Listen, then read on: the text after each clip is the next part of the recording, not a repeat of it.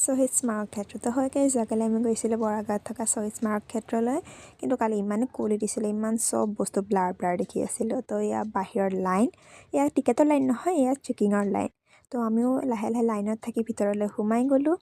আৰু এয়া দেখিছে নহয় গাইজ ইমান ধুনীয়া নাজাৰা আৰু বাহিৰতে এই বন্তিগছ জ্বলিয়ে থাকে তো আমি ভিতৰলৈ সোমাই গ'লোঁ কিন্তু ভিতৰত যোৱাৰ আগতে চেণ্ডেলৰ বাহিৰত খুলি যাব লাগে আৰু এয়া চাওক গাইজ জলাশয় কিমান ধুনীয়া দেখিবলৈ চবে ভিতৰলৈ সোমাই গ'ল লগতে আমিও গ'লোঁ আৰু এয়া চাওক গাইজ জয় আই অসম তো ইয়াৰ ভিতৰত যিসকল লোকে অসম আন্দোলনত নিজৰ প্ৰাণ আহুতি দি শ্বহীদ হৈছিলে সেই সকলোবোৰ মানুহৰ সেই সকলোবোৰ শ্বহীদৰ প্ৰতিমূৰ্তি ইয়াতে স্থাপন কৰা হৈছে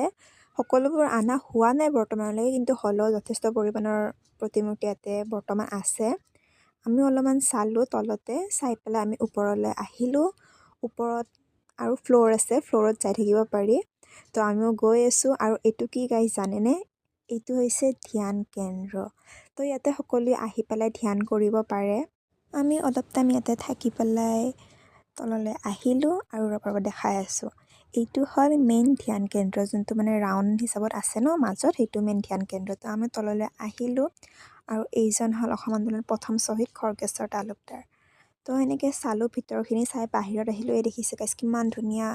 কি ক'ম আৰু আপুনি দেখা পাইছে এয়া চাওক সূৰ্যৰ ৰশ্মি কি ধুনীয়াকৈ পানীত পৰিছে আৰু এনেকৈ চাই আমি বাহিৰলৈ আহিলোঁ অলপ ফটো উঠি পেলাই ইফালে অকণ বহিলোঁ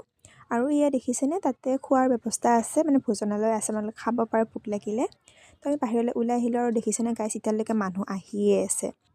তো আমি এনেকৈ ওলাই আহিলোঁ খোজকাঢ়ি পাৰ্কিং এৰিয়ালৈ আহিলোঁ আৰু ইয়াতে পাৰ্কিঙৰ একো প্ৰব্লেম নাই পাৰ্কিঙৰ বহুত ডাঙৰ এৰিয়া আছে আৰু মোৰ আজি ভিডিঅ'টো ইয়াতে শেষ কৰিলোঁ বাই বাই